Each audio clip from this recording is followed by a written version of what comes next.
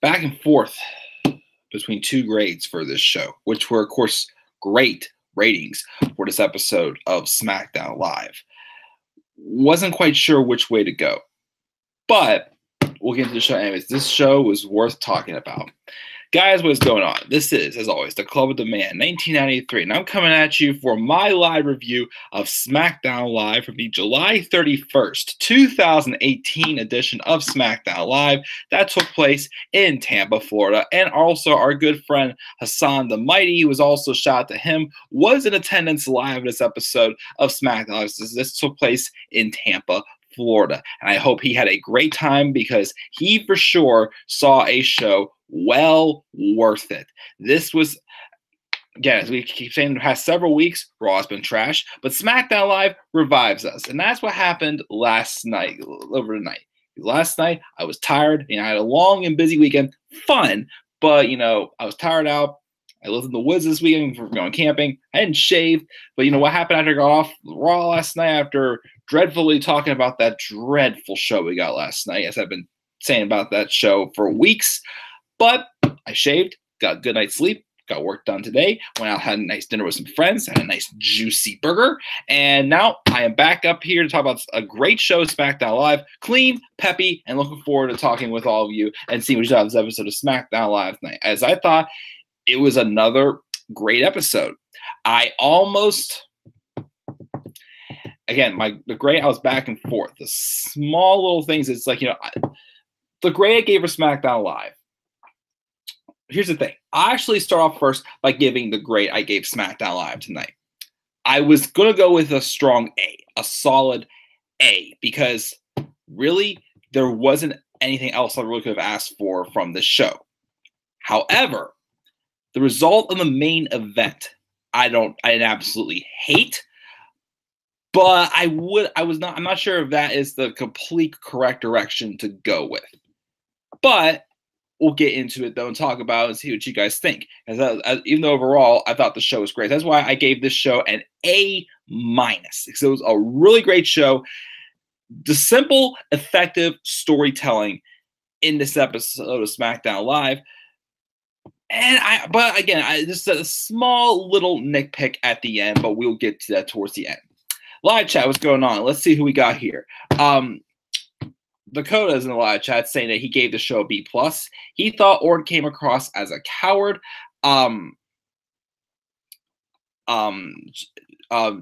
He feels bad for Jeff for what they're putting him through out there, and he was hoping Styles would get revenge on Joe tonight. And he's asking me if he thinks Styles will retain at SummerSlam also. I'm really not sure. As I hear they're going to have another match at Hell in a Cell. I personally feel that, I love Styles, but I feel Joe, needs to be capitalized on sooner than later. So I would like to see him win the match. If not, at least, lose in a strong effort, looking like he could have won the match, like enough to make it sense for him to get another rematch. But I'm still going to predict Joe to win the match at SummerSlam, in my honest opinion. She thinks Becky will ask to face Charlotte, and loser is out of the match. And he thought we may have gotten a chairs match since Carmella got the chair out. That is true. We could have. But again, I will talk about that, what's going on with the women's title picture towards the end of this show. Like with how Rusev was. Pretty much, yeah, exactly. That's why I was talking about Dakota. But I do feel, Samoa Joe needed to capitalize on him sooner than later. But I will talk about that a little later on the show. So let's get right into the show and talk about the show. Again, it was a really good episode. I really enjoyed this episode of SmackDown Live. Just a nice, refreshing 2 hours to sit back and just go, okay, no, I'm not doing Jinder Mahal breathing exercises. No way, Jose. We don't talk about that stuff because that is on that crappy show called Raw. We're talking about the A show, SmackDown Live. So let's get right into it. The show opened up with Renee Young waiting for Becky Lynch and Reign to do an interview. Becky came out and she mentioned how waiting for so long for something, sometimes you doubt it's ever going to happen. And she did. But she knew she kept pushing, she'd get where she wanted. But she hasn't been champion since December 2016, hasn't gotten a title shot since WrestleMania 33, which is a year and a half ago.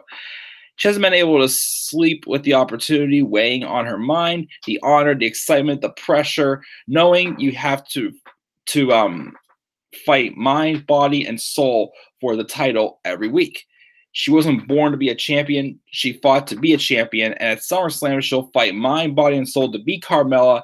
And it'll be her honor to walk into Evolution as champion. Carmella comes out and says she normally come out here and make excuses, but she's not going to tonight. Becky beat her fair and square and earned her opportunity at SummerSlam. And she was so focused on their match that she didn't get a chance to think about Evolution. It hit her like a total tidal wave in her locker room that they're going to get to be a part of the first ever all-women's pay-per-view. And they'll represent every woman who's ever wrestled for WWE. And that made her skin crawl because she feels like she failed as a representative. They should be building each other up. And honestly, that comes from a place of jealousy. They told her in NXT she'd only be a manager. But Becky Lynch, of course, was killing it down in NXT. WWE, Becky was the first woman drafted to SmackDown, and Carmella was last drafted overall, and the universe looks up to her while they don't think Carmella deserves to even be champion, which a lot of people do feel that way. She starts to cry and talks about how she spends all this time and effort blocking out the haters who say she sucks. Legends in the industry are online saying she should just go away, and it's exhausting. But she has to put on a brave face and tell herself she deserves to be here just like Becky does and walk into SummerSlam against someone she's always looked up to. And she couldn't be more excited. She can't wait to tear the house down with her and prove everybody wrong. She wishes Becky luck. And she offers her a handshake. But Becky does not answer it. And then music starts playing. And it's James Ellsworth's theme. Now, keep in mind, last week, James Ellsworth was kayfabe fired. Well, I mean, James Ellsworth, from rumors, is not under WWE contract. But he's not like, he is sounding like, day by day, week by week. So he's obviously going to be, popping in and out, like, here and there. So he's not on a full-time contract again with the company, but he's going to be around whenever needed. But Ellsworth's music hits. And first, Becky's standing there waiting for Ellsworth to come out because they've had a history. But then Carmella blindsides her and hits her with a super kick, which is where the only move Carmella knows how to do. She gets a chair from under the ring and lays it on the mat, thinking she's going to hit a DDT on her. But then Charlotte Flair's music hits, and Charlotte runs out to make the save. This is Charlotte's return since having the surgery on her ruptured implant. She boots the chair out of Carmella's hands and hits an exploding suplex on her. And then Carmella runs off up the ramp, holding onto her title, as Charlotte checks on Becky and helps her to her feet. And afterwards, we see Samoa Joe backstage staring intently and are told he has a message for AJ Styles later on tonight. But that opening segment, though, I thought was, it sets up, the stage for, what's to happen later on tonight and, the story for SummerSlam. Becky Lynch obviously admits that, she was in a slump for a long, long time, which, of course, a lot of underdog people feel that way. When they get into a slump, they feel like, they she has her dreams, but she's not getting anywhere close to them. And now finally she's been winning and getting that momentum going. And now she has earned her spot at the top. And of course, Carmella comes out, pretty much just trying to, get into Becky's head that, she's going to be nice to her. Like, okay, we're going to just have a good match. That's all I want to do. But nope, she has other plans in mind. She knows that she does see Becky Lynch as a threat, and she's trying to overcome her with the mind games. Again, Carmella, no doubt about it, wrestling, awful. Not that great of an in-ring wrestler at all. I mean, she was at one point, but they've taken that away from her. And she's starting to become all talk, which she's great on the microphone. But once again, I would just like to see her have some good wrestling matches. Again, where's the code of silence? That was an awesome move, I thought, but they took that away. She's barely using that anymore. Live chat, what's going on? I was like, he's back. Pretty much, yep. That's how it was. That's the code it says in live chat.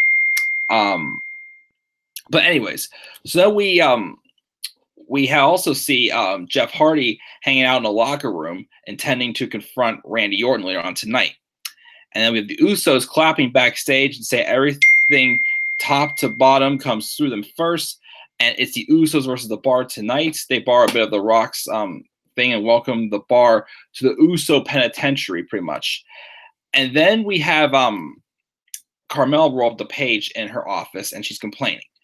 Paige says she actually believed her at first, but she should be ashamed of herself. Carmella says she poured her heart out, but she's not a role model, and she's one thing Paige will never be again, champion. Paige says she'll teach her to be a real champion with the odds stacked against her. So tonight, she's going to wrestle Charlotte. And if Charlotte wins the match, then the match at SummerSlam for the SmackDown Live Women's Championship will become a triple threat match, which again, I will talk about more towards the end of this review. So we have the New Day make their entrance, and they take a seat at their own pancake like themed announce table to watch the match, because they're going to be facing the winner of this match next week in the finals of this mini tournament for the SmackDown Live Tag Team Championship #1 contendership. So we had the Usos taking on the recently returning The Bar, Sheamus and Cesaro, which we haven't seen them for a while because they're being held TV well because they really had nothing to do. Of course, not making an excuse that they were attending World Cup games, which could be true since they're both, not from the United States. But anyway, so again, just like the match they had Survivor Series last fall, this is another good match. Both of these teams just bring the best out of each other. It was a lot of fun to watch. Of course, New Day on commentary was entertaining, I thought. Obviously those three could easily be legit commentators if you ever want to put those three on the commentary, but I'm sure they'd be entertaining as hell to watch. But a lot of good back and forth action and a lot of great near falls towards the end. It looked like the Usos a couple times were going to win the match because of the Usos splash or even the double Us towards the end, but it was broken up by Cesaro. Again, these two teams just really work well together, have great chemistry, and as I kind of hope so, the Bar won the match. So next week, the Bar will take on the New Day for the #1 contendership for the SmackDown Live Tag Team Championships. The winner again will face the Bludgeon Brothers at SummerSlam, which even though it could be heel on heel or they could turn the Bar face, I do kind of hope that the Bar wins because, New Day and Bludgeon Brothers don't. I'm not feeling that for like a SummerSlam pay-per-view. Maybe for like a B show pay-per-view, but I am feeling the Bar though. I think that we've seen the New Day and Bludgeon Brothers and the Usos all fight. Well, they fought in a triple threat match at WrestleMania, which is just filled just to get them on the card. Enough of all these triple threat matches, which again, the reason why I'll talk about later on after I talk about the main event. But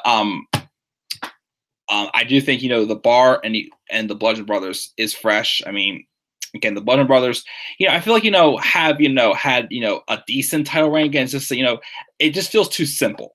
Like what they're doing. I mean, simple can be effective, but I think we definitely wanted to see more out of them as champions. I mean, and it just still feels like they're just putting on the same type of squash matches. I mean, yes, they're making them look that dominating and with bludgeoning everybody, but it's like we want to see something that's a little bit different from them as champions. So again, not complete flops as champions of Bludgeon Brothers, but definitely expect something feels like it's missing still. Of course, after the match, also we had the New Day and the Bar just like face down each other, stare down. And then we have in the locker room, we have Charlotte being interviewed, saying that it's been a wild night and she was just here to support Becky. But thanks to Carmella's big mouth, she's getting a golden opportunity. She knows Carmella has beat her twice, but the Queen is back and ready to reclaim her throne. Woo! So before we go on to the next thing, let's check the live chat. Nothing new in the live chat at all. That's okay. Live chat's kind of quiet tonight, guys. What's going on here? Where's all my fans at? Anyways, but we got to recap what happened last week when Paige was going to be revealing who was going to be AJ Styles' opponent for his WWE Championship match at SummerSlam. We didn't show the part where James Ellsworth came out before getting fired, but last week they showed whenever Styles was still waiting for Paige to come back out, and Samoa Joe came out and attacked him and signed the contract. So it's official. We're going to be getting AJ Styles versus Samoa Joe, which should be a great championship match at SummerSlam. So Samoa Joe said he was going to send a chilling message to AJ Styles tonight. And as always, Samoa Joe just killed it on the microphone. As he is definitely, I still feel, one of the best in the business on the microphone. He calls out AJ Styles, saying what he did last week was a message, and he thinks AJ is more than familiar with his favorite form of communication. So no hard feelings. Truth be told, though, he respects Styles. He respects the house he built, the fact that he's made the title the most prestigious in the WWE, and he respects the grind of what he sacrificed. He's put being a champion in front of friends, in front of his vices, and even in front of being a member of his own family, which he finds kind of funny. Styles said last week, he talked about he can stare into his lovely daughter's eyes and tell her she can be anything because of the announcement of Evolution, of course. And she can put her mind to. But he's known AJ for a long time. And he knows the truth is he's barely home long enough to hug her, let alone looking lovingly in her eyes. Nope, the truth is Styles feels more comfortable on the road, living out of a suitcase, than he does being at home. A husband to his wife, it's the sacrifice. He gets it, and he's put the title ahead of anything, even if it means being a failure as a father. It hurts, he knows, but no matter how hard he works, he's coming soon to take it from him. And at SummerSlam, the whole world is cheering him on, his family, and their realest feelings will be cheering for Joe. After he's done tearing the house down and putting AJ to sleep, his family will be happy to have their daddy back. But Samoa Joe, he will be WWE champion. Some bold words for Samoa Joe, which, kind of does make some sense. Well, then again, it could be for everyone. It's true. AJ Styles has had a long title reign. He's 40 years old now, 40 or 41, one of the two. So obviously, he seems to, again, bring some truth. We're on the road all the time, and he knows he's both of them are really talented. They both know each other very well from their history from, TNA, if I dare mention that place whatsoever. So he knows he has to get to the AJ Styles mind. You're champion, but however, do you realize, you've sacrificed so much, including your own family? What if your family, is not? I mean, then again, so I would say that's bull. But then again, it's just Samoa Joe effectively verbally attacking AJ Styles.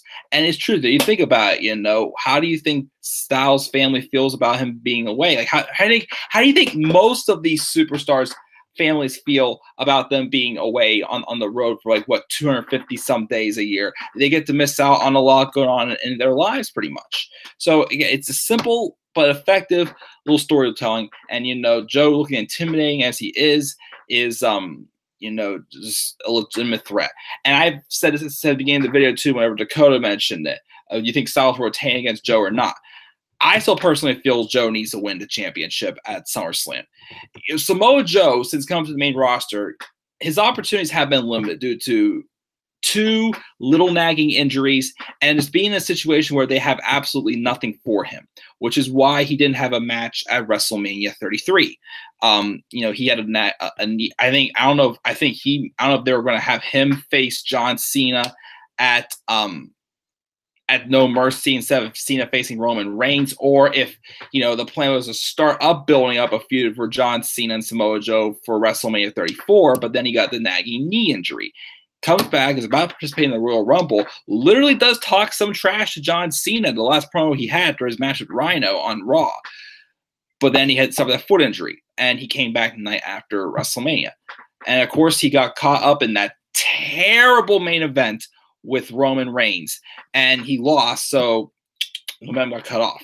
But he's on SmackDown Live now. Everything feels fine again. He was in the Money in the Bank ladder match. He was protectively, lost the number one contenders gauntlet match on SmackDown Live for Extreme Rules. So it still feels like Joe has some momentum going, but like he was with Braun Strowman, well, he's not built up as strong as Braun Strowman, no doubt about it, but he's still built up as still a serious threat. It's time that we do capitalize. And that's why I do think I love AJ Styles, but Samoa Joe needs his championship win more than Styles does at SummerSlam, I personally feel. So that's what I got to say about that. So that's why I still think Samoa Joe should win the championship off of AJ Styles at SummerSlam. Either way, whether he does or not, it's going to be a great match. I'd rather see that be the main event than what we're getting, of course, but what can I complain? But we had that. Check the live chat. Dakota says he hopes that Becky wins at SummerSlam. I hope she does too, but I will definitely talk about that again towards later on in the show. We then see Jeff Hardy in the back putting on the finishing touches of his face paint. Then he makes his entrance after the commercial break, saying that the United States title is part of his life force, his fifth eye that deepens his connection with the universe. And when he lost it, a piece of him was severed, and nothing is more important than taking it back from Shinsuke Nakamura. However, all as important as it is to beat the hell out of Randy Orton. And that's why he's going to call out Randy Orton. So Randy Orton makes his entrance. He gets onto the steel steps and gets up to the ring. Before he goes to the ropes, he just stares down Jeff Hardy before Nakamura blindsides Hardy from behind, and he goes to hit a knee on him, but then Orton steps right in front of Shinsuke. Obviously, again, Orton last week mentioning how, saying he feels that, years ago he was the legend killer and whatnot, and, he feels like he still doesn't get the respect he deserves for being on a legend level as it is. So he's tired of, doing what things that pleases the audience. They're not going to give him the respect because he's the one, because they made him do what he's doing to Jeff Hardy, and just like everybody else are there, give him the respect too that he feels that, doesn't deserve as much as he does. But of course, he's playing the mind games with Shinsuke Nakamura that he wants to come after him as well, even though, Jeff Hardy is his prime target. So first he stares him down, but then he pretty much opens up the door and lets him hit the Kinshasa on him. And then when Nakamura leaves, Randy Orton then goes into that place where he hears, and he starts just beating the crap out of Jeff Hardy. And he gets up, and of course he starts teasing an RKO, but of course the crowd is cheering for RKO. So as the heel, if Randy Orton feels that this crowd is not giving him the respect, then why would he do the RKO? If you haven't noticed, Randy Orton has not done a single RKO since he returned from his short absence with his minor knee injury. And again, that's playing the heel role properly, saying, he obviously does not want to do anything to please the crowd, which is why he didn't say the O last week when he said the three most dangerous letters are RKO. He didn't say O. He said the crowd was into it, so he didn't respond to it. And that is the way to play the proper role of a heel. So he doesn't hit the RKO on Jeff, and he stomps on him and continues to beat him down. He hangs him on the ropes and hits a DDT. And then he hits a second DDT from the apron onto the floor. And then he takes apart the announce table, puts Hardy on top of it, and he starts beating the crap out of him. He rips off his sleeves and his shirts, and he even goes as far as he rips off Jeff Hardy's necklace. I thought, don't tell me he's going to try to choke him out again or something like that.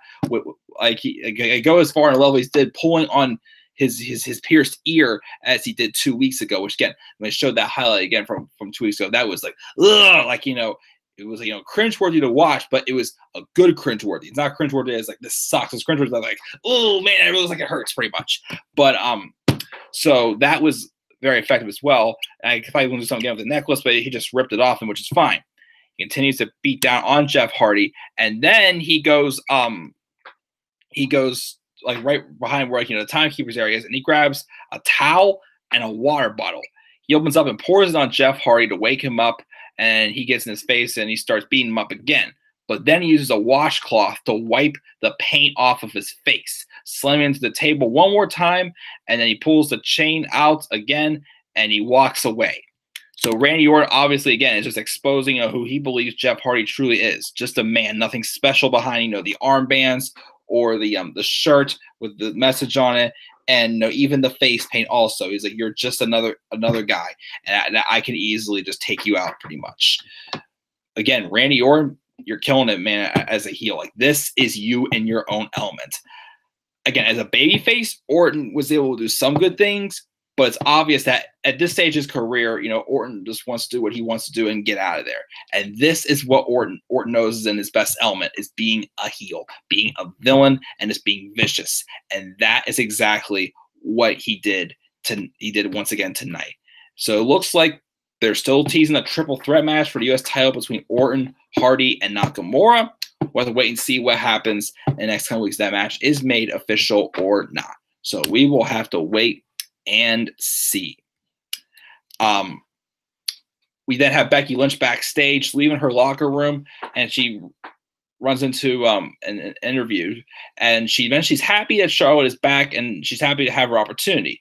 When she's in the ring, she relies on instinct more than math, but she's not too happy at the prospect of a triple threat match, and she's been fighting for months for this opportunity. One-on-one, she can beat anyone, but when pressed, she says she never roots against her best friend, which is you wondering again, you know, Becky mentions she doesn't root against her best friend. However, though, with her, you know, mentioning earlier how, you know, she's had to scratch and claw to get these opportunities. Now the fact she's getting the odds stacked against her, it's like taking 2 steps forward and 1 step back, pretty much. So will Becky be happy about this opportunity at all? We'll have to wait and see. We get later on to the to this review. Dakota still thought that Orton was still getting across as a coward in the segment. I mean, I personally didn't, but if that's how you feel, that's completely fine. How will he win a match if he doesn't do the RKO? I don't know if he's going to do the. I don't know if maybe he'll bring the punt back, or maybe he'll just do 2 DDTs or something like that. Maybe, I'm not sure. But again, you know, it does make sense doesn't do the RKO if the crowd's behind it, because why would, you know, a heel want to please the crowd? You know, that's, you know, I mean, yes, I know some heels do get cheered for, but once again, we can't be, you know, the heels got to play the proper role, being the guy to the heels got to play the role in making the crowd hate them. And Randy Orton is just killing it in that instant. Well, we had this match based off of what happened last week in the match between Rusev and Andrade and Almas. Lana versus Selena Vega. This is Selena Vega's first match on the main roster. She only had 1 match in NXT, which was the last time we saw her in Almas, which was the unfinished business between her and Candice LeRae, which was, you know, good for what it was, but nothing too spectacular. But it was a match that, you know, it was just a thing we just wanted to see Candice LeRae get her hands on Selena Vega. This match wasn't anything too spectacular. Nothing really, you're not going to look back and say, oh, this was awesome. But, you know, it's just, you know, 2 people that, you know, obviously the fans are behind going at that don't, you know, get the opportunity to shine in a ring that much. And it's, you know, based off of, you know, the brawl that happened last week, the match between Rusev and Almas. And then, of course, the story continued on there with, you know, Aiden English apparently being, you know, a cancer in the side of Rusev. They once again tries to interfere and help out Lana because Andrade and Almas is trying to interfere in the match. And Aiden English, though, takes out Almas, but based off the distraction, Vega rolls up Lana to get the victory. And once again, Aiden English screws up once again. We have we're gonna see him backstage saying that well, first we have a backstage segment with the Bludgeon Brothers saying if Cesaro and Sheamus set the bar, they'll break it and they'll shatter the New Day, and no one will escape the bludgeoning. So just you know, hype up for the eventual match. But we have then Aiden English tracking down Lana, saying he just wanted to do the right thing and help, but she tells him to just leave, and Rusev comes around shouting and stomping out a corridor, calling out for Aiden. Rusev asks Lana if it's okay, and she says that wouldn't have happened if he was out there, and Lana says she needed him out there, but tonight, before leaving in a huff herself. So, you know, again, you know, last, you know, obviously, you know, Aiden English costed Rusev his this title match at Extreme Rules. But then we had him cost his match against Almas last week, and now we have Rusev, who did last week, out of frustration, said maybe neither him or Lana are worthy of Rusev Day. So again, I wouldn't mind seeing. I mean, I wouldn't be completely opposed to seeing Rusev and Aiden split, even though, you know, this would be a squash match. Rusev would just beat Aiden. But one, who be the heel, who be the face? It's obvious people want to see, you know, Rusev get over. And, you know, if Rusev's a guy that's getting over the crowd, like, you know, should we be hating Aiden English being the one that costs him and Lana their matches and whatnot? Or if it's the other way around, you know, Aiden English saying he's trying to help, and then Rusev's punching him for trying to help. So, again, the dynamics are still a little strange. Not completely sure where they're going, but I hope they don't split Rusev and Lana up again. I feel like that would just be ridiculous. You know, they both work well together. The crowd loves them both. Again, just turn them both babyface. So that was that. Let's check the live chat.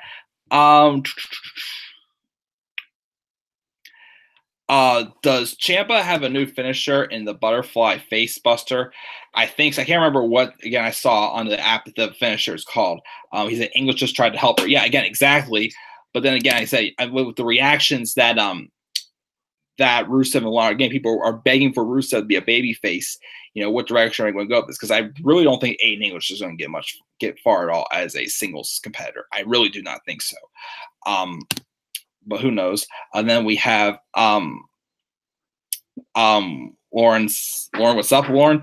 She said hi. She gave SmackDown Live an A-. Dakota says Rusev is a face. English is also a face. He's trying to help. And then Lauren also says that Orton is just doing his job as a heel. She likes Charlotte, but Becky deserves her moment. Again, I will talk about that towards the end. Didn't Ciampa use the power bomb lung blower as a finisher? I think so. He did. No worries on being late, Lauren. You're completely fine. But yeah, good stuff, guys. I will continue on with the review, though.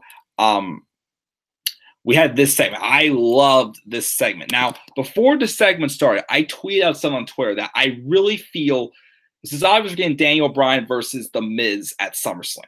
But I still feel this is not just a one-time match. I feel like this has to be a long-term feud. And something needs to happen to extend this feud on longer. And I feel that it could be a feud that you're not saying going to have a match at every single pay-per-view, but it could be a feud that can culminate at WrestleMania. This could literally be a WrestleMania-worthy feud if booked right.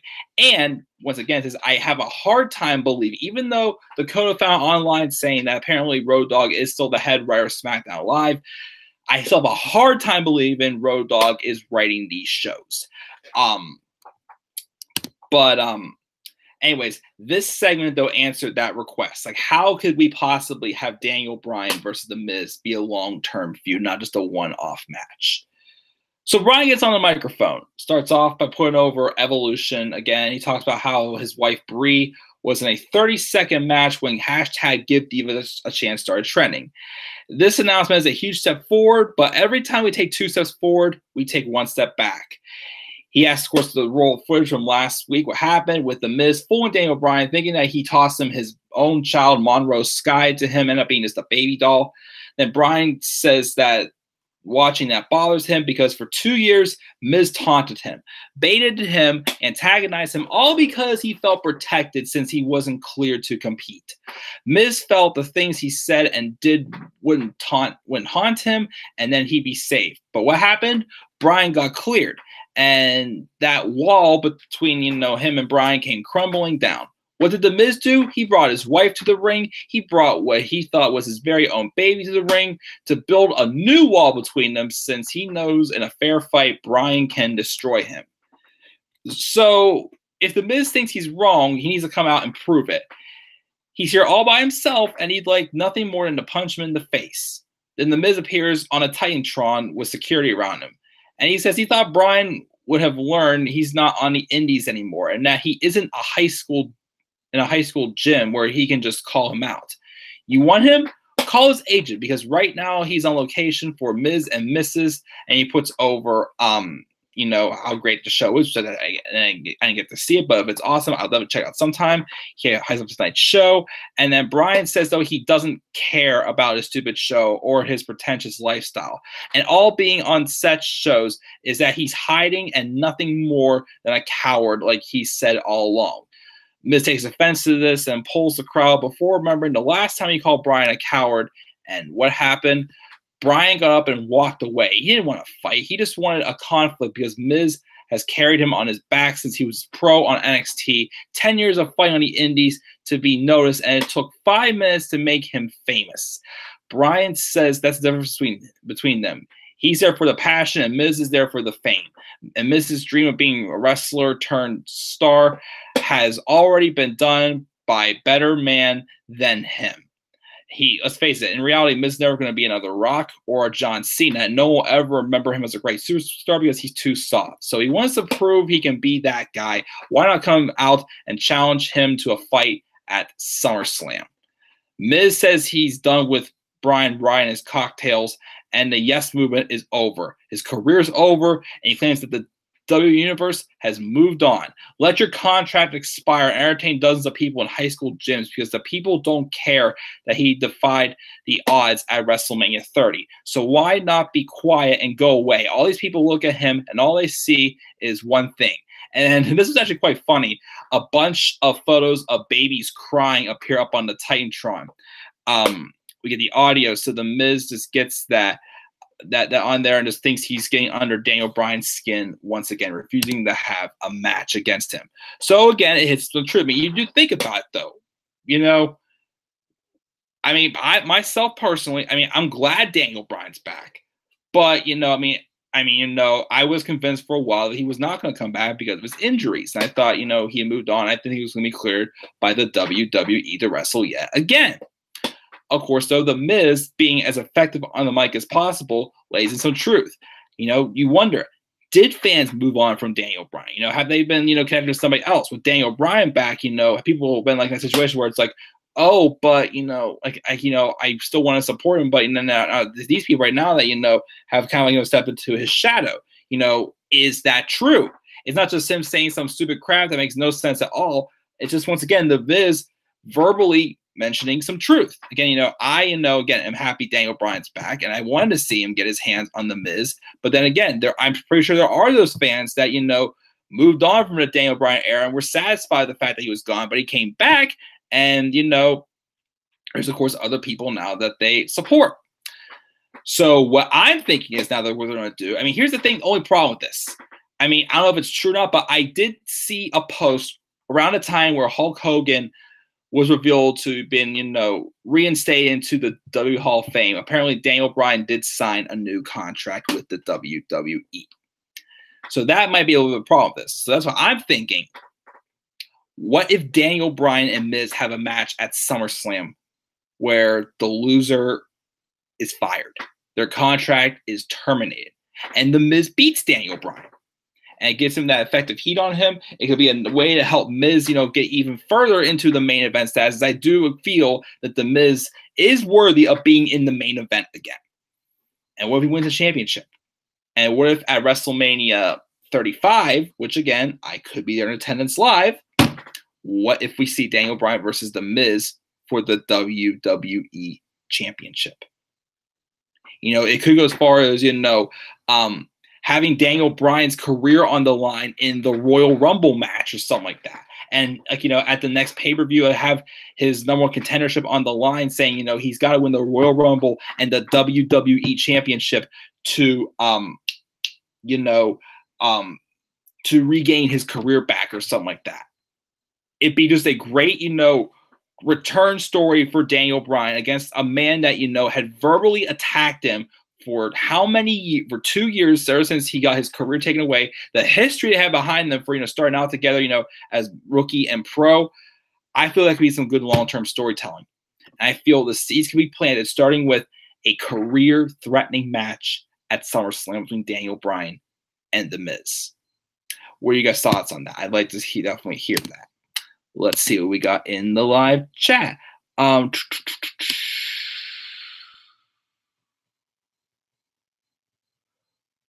We got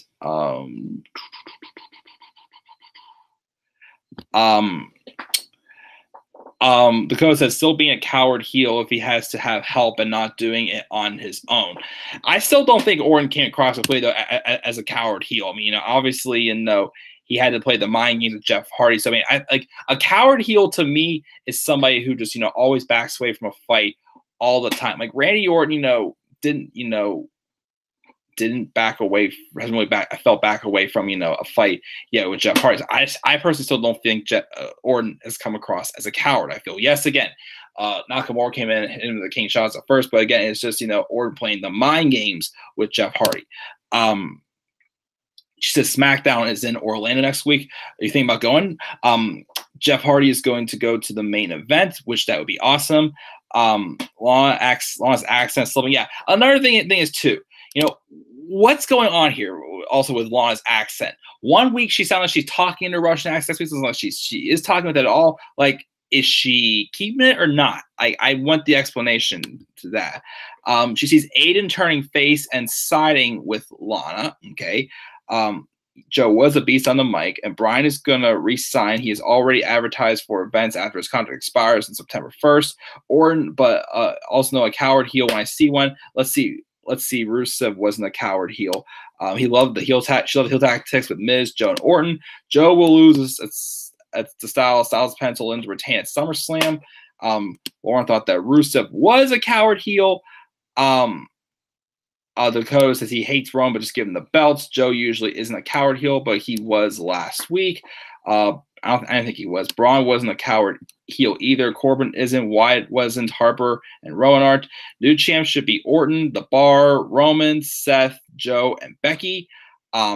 It's not that we starts fault of who's coward or not exactly. She gave Raw a D last night. Yeah, I couldn't believe the fact that they were cheering "Let's go Roman," but again, I still don't think it really means anything. He still can get booed. Ziggler deserves the belt longer, and Styles deserves a belt longer than Brock. Angle was right when he said Brock is the worst champion ever. Yep, Heyman will turn face. She likes Daniel Bryan, but she thinks the yes movement is over. I mean, again, people again move past the face. I mean, Daniel Bryan's back. He's happy he's back. They're happy he's back, but I do agree, he's not like, the complete hottest thing going. But again, this clearly is helping get back into, the main event scene for WrestleMania 35. Again, they can make this feud because both these guys, Daniel Bryan and The Miz, deserve to be in the main events. And I think, with a career-threatening match, it could, leads the storyline with Daniel Bryan fighting through all the hoops and all the hurdles to get his career back and to get back onto the top of where he belongs. And it could again help elevate The Miz again as a main event star as well, in my honest opinion. Roman finally is getting over now because everything he is saying is true about Brock. Mike, do you like his line? Brock isn't going back to UFC to be. He's going back to back as Roman's bitch. Again, as I said last night, the thing I didn't like about that is why does Reigns have to always swear? Like, why does he have to always cuss to put over a good line? He doesn't need to cuss. Does everybody who cusses a good like Samoa Joe? He had a great promo tonight, but did he cuss? No. Pretty much. Just because you get cheered one day doesn't mean you're over, to be honest. I agree. Daniel Bryan will put his contract on the line at SummerSlam, which again I think would be a good idea. The Miz should be the one to dethrone Styles. He could be. Roman has been getting cheered. I'm not sure why. Mickey is injured. Heard that. WWE, since he beat Jinder, has been cheered. Nia is also injured. Ooh, that sucks. He thinks Orton or Bryan should dethrone Styles. Do you think Becky and Charlotte will feud? I'll talk about that towards the end. He thinks Charlotte is turning heel soon. Orton was scared to get in the ring. Do you think Orton will turn face again by the end of the year, or do you think he'll still feud with Jeff and Nakamura? I think he should stay heel for long term, personally, because again, this is him at his best elements. I don't think he will turn heel by the end of the year. Jeff does seem better. They dropped the Russian gimmick with Lana. Jeff is going to main event. Nakamura may leave next year. I did hear rumors that apparently New Japan is interested in bringing him back due to the popularity, so it could happen. I'm not sure. He is why do you think he is feuding with Orton that in the lower main event status? What do you think is the hottest feud right now? Well, in NXT, it's Tommaso Ciampa and Johnny Gargano.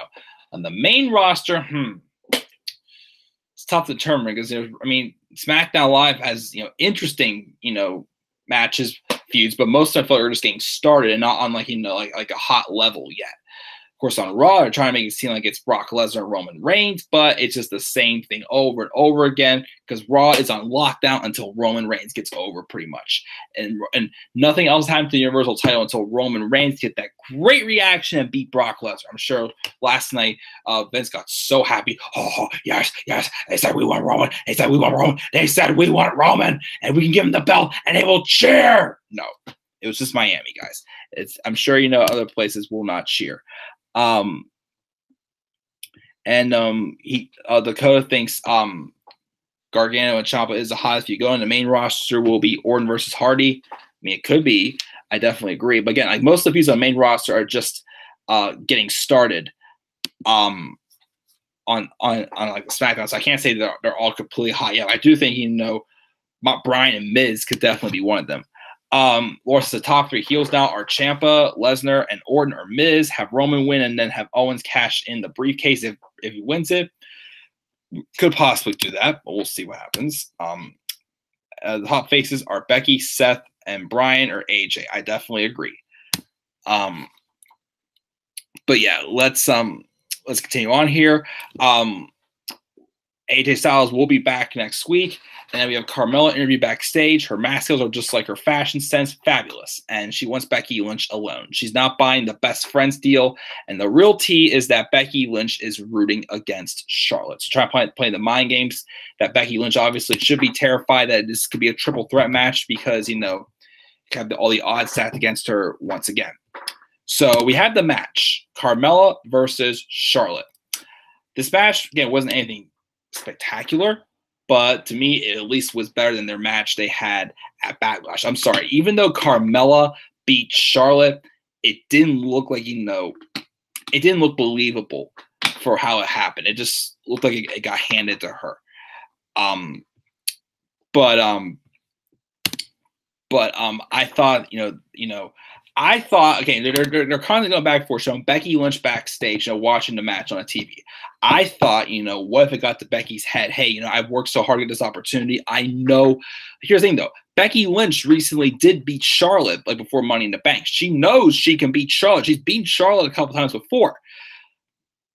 But she's also beaten Carmella. So she's wondering now, okay, my odds are stacked against me. What happens if, I could beat either one? What happens if, Charlotte one pins the other before me? Like, where is my opportunity going? So, this could be, again, Carmella, could be playing the mind games also with, Becky and Charlotte as well. Well, getting a little further ahead. I thought if Charlotte was going to win the match, I didn't think she was going to win the match cleanly. I thought maybe Becky would come out and maybe, accidentally distract Charlotte. Make it look like that she was trying to save Charlotte because Charlotte from Carmella in some way. But then, in the long run, will make it look like, or what if she had James Ellsworth? James Ellsworth came back and agreed that Becky Lynch had that happen just to set up, a Charlotte to lose because, Becky, finally getting her opportunity one-on-one, feels threatened by the triple threat match, so she wants to get Charlotte out of the picture. Because again, Charlotte wins, and of course Becky backstage didn't seem too happy about that. So obviously there's some tension between them. As I said on Twitter, I feel this match is starting to plant the seeds. I do think eventually we will get Becky versus Sasha at Evolution. Becky versus Charlotte at Evolution. I think that would be the match to have for a historic pay-per-view. Against two people I know can gel really well together and make, the SmackDown Women's Championship look very prestige, I feel. The question is, though, one's going to turn heel and which one's it going to be, which is why I posted a poll on Twitter here. And so far, I had 7 votes on it. 29% say Becky Lynch, 71% say Charlotte. Now, here's the thing. Becky Lynch has the sympathy right there. We all feel for her. We've been waiting for Becky so long to get the opportunity. Of course, as the Lex fan pointed out on Twitter, you notice that Becky Lynch didn't get any title opportunities while Road Dogg was in charge of SmackDown. Because again, I keep saying, even though it says online that Road Dogg is apparently still in charge of SmackDown Live, I don't believe because these shows have been phenomenal.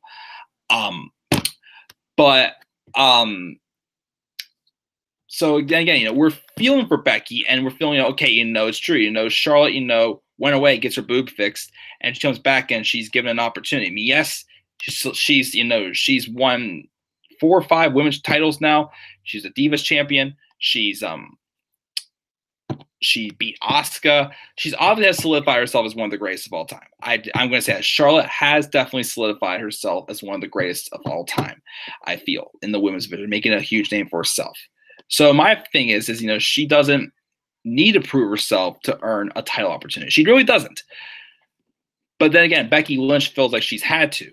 So, at some point, I'm sure the frustration will boil over her and, making this a triple threat match, even though the thing that bothers me about this, though, is that why are we getting a lot of triple threat matches? We're most likely getting a U.S. title triple threat match. There's room for the Intercontinental Championship match to become a fatal 4 or whatnot. Like, what's with all these? Again, despite having a stacked roster, there's sometimes you got to expect the fact that you can't fit everybody on the show. I'm sorry, you can't. That's why I don't like it having, a lot of triple threat matches or a lot of, fatal four-way matches at a pay-per-view, especially like SummerSlam. But at least create like that tension to start up an eventual match between Becky Lynch and Charlotte. I mean, I still personally, again, I do think that, because Charlotte even mentioned this recently in an interview I heard on the shoot, talking about how, I guess, Sasha was a little frustrated when they first came to the main roster, and Charlotte won the women's championship. But as Charlotte mentioned, she stayed in NXT for 8 months after she dropped the title. Like, she didn't know why she got called up yet. Even as champion, where was her call up? Paige got called up as champion. So did Sasha Banks. Charlotte even mentioned also how, her character is not meant to be liked. I mean, her father was the dirtiest player in the game and was very effective as a heel. So obviously she was trying to take after those characteristics, as a heel. She only turned face because she was getting over from being respected for putting on good matches in NXT. And I think that's the case that happened when she moved over to SmackDown Live. It's been a good run for her as a babyface, but I do feel that her character is, on a whole nother level as a heel. However, though, I am starting to wonder maybe they may go with Becky Lynch turning heel, even though, again, she's someone we want to see get over. But at the same time, are these frustrations boiling up for her? And if something happens that, Charlotte pins Carmella, or if Carmella would somehow pin Charlotte, that, she feels like her opportunities get taken away from her and she's tired of it. And then she, gets jealous that Charlotte, seems to always get what she wants. Or, again, Charlotte could turn heel on Becky, and I don't know, say, you got in my way or whatever and whatnot, or I don't know. But either way, again, I feel, look at the bigger picture. I feel like, it would make sense for Becky Lynch to turn heel. But at the same time, it's in a situation where it's like, okay, people want to see her get this opportunity. Again, I know heels do get cheered, but at the same time, like I was talking about earlier with how Orton's playing the right role of being a heel and making the crowd hate them, how would Becky Lynch, turning heel on Charlotte make the crowd hate her? So it's a weird situation. I would rather see it Charlotte, but I have this feeling in my gut they may go with Becky Lynch. But we'll see what happens, as now we have a triple threat match with SummerSlam. This is interesting as it is, of course, setting the stage for a match at Evolution between Becky Lynch and Charlotte. Here's the other thing too. Both of them beaten Carmella clean. I get the fact that, you wouldn't have just having just Becky and Carmella may not feel as fresh because, we already know that Becky can beat Carmella based off what happened last month. But now we have Charlotte beating Carmella also. So again, what if they have, Carmella, which I do think, Becky deserves, but what if they would have, Carmella win at SummerSlam, and then one of them, Becky goes one-on-one with Carmella, wins at Hell in a Cell, set up for the match against Charlotte Evolution. I don't know. I would rather see Becky get that big win on the biggest stage in the mall at SummerSlam. But either way, I feel like either at SummerSlam or Hell in a Cell, either Becky Lynch or Charlotte will turn heel, and that's what I'm going to say about that. Live chat. What do we got here in the live chat? Let's see here. Let's see here. They're saying Owens is going to win the briefcase by DQ. Won't surprise me. She's definitely rooting for Owens, which I do agree. I kind of want to see Owens get the briefcase because I still don't think Braun Strowman needs a Money in the Bank briefcase. And I thought it was stupid than last night not even at least tease a cash in with Brock Lesnar being there. I didn't mention it last night because I was out of it. I was tired, but I did find that stupid. Mel is actually great. I love her. Again, she's great on the microphone. It's just they seem like they've taken away some of her wrestling abilities. I feel like they've turned her down as a wrestler. I mean, I let her be a little bit more of a threat of a wrestler, but again, on the microphone, I think she's great. Charlotte is the most overpushed on SmackDown Live, she feels. Jeff and Orton deserve to main event instead of the women. They definitely could have, but I thought that match was definitely fine being the main event.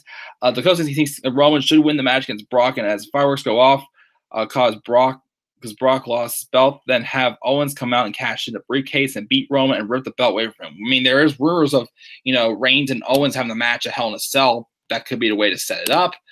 Watch WWE put Becky on the back burner again. Yeah, I definitely. You say cuss, lol, I say curse. Yeah, cuss, curse. I'd say either one. Or you can have Lesnar the next night on Raw attack Reigns at the three F5s on him, then Owens comes out and cash in that way. Maybe. She thinks the Charlotte and Becky segment is a work. One is definitely turning heel. Did you hear about the Hug and Boss connection? Yeah, I know. They're seriously calling the Hug and Boss connection. Blah.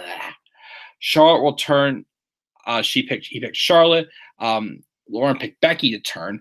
I think if they do the tag belts, put Bayley with Dakota Kai and put Sasha with Bianca Belair and put Sonya Deville with Baszler and Asuka with Kairi Sane and Alexa with Mandy. You can call them God's greatest couple, maybe, who knows, or Fod's greatest couple, maybe. Watch Jinder be at SummerSlam. No, thank you. No, he'll be at SummerSlam giving stupid breathing exercises. They could do a gauntlet match, the pay-per-view. They could. Jinder versus Mike Kanellis. That's a pre-show match. She was undefeated for over 1 year on pay-per-view. Charlotte was while being a heel the entire time. Yep, watch Bobby Lashley versus Elias at SummerSlam and Rude versus Mojo. Oh, God. Sorry, Bobby Roode versus Mojo Rawley is not worthy of something. I mean, no offense. Neither is Bobby Roode and Bobby Lashley and Elias. Again, Bobby Lashley, I still thought that what happened last night. I had him beating Roman Reigns clean at Extreme Rules just to have that mean nothing. Like, why? Like, why didn't he come out on Raw last night and say, hey, even though Roman beat me last week, I beat him once. We're 1-1 here. Don't I get my title opportunity still? Nope. Doesn't matter. Seriously, if I was Bobby Lashley, I'd be getting the hell out of there because he's been just booked like crap. I feel bad for him. He thinks Elias and Lashley could be a good feud. You think that? That's cool. Crowd would rather cheer heels than faces. As I've said, WWE doesn't know how to write characters anymore, especially baby faces. Who's Jinder feuding with now? Haha. Well, he beat Braun by countout last night, but hopefully he's just at catering. Finn needs to go to SmackDown Live. I agree. No one. Jinder is slowly sliding back down the card. He's almost an afterthought now. I like that. Hey, Mike, great stream. I got a really bad cold going to bed. Love you. See you Thursday. Okay. Definitely, Lauren. Hope you have a good night. Hope you feel better. Love you too. Watch Bliss versus Rousey be the main event, and Mike Mella put on a good match 2 weeks in a row. Again, yeah, definitely better matches. So, I mean, I definitely see her improving, but I do agree, at the beginning of her title run, she's put on some pretty bad matches.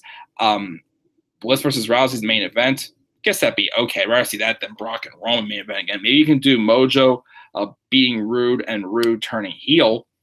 Again, they need to, because Bobby Roode has literally hit rock bottom now.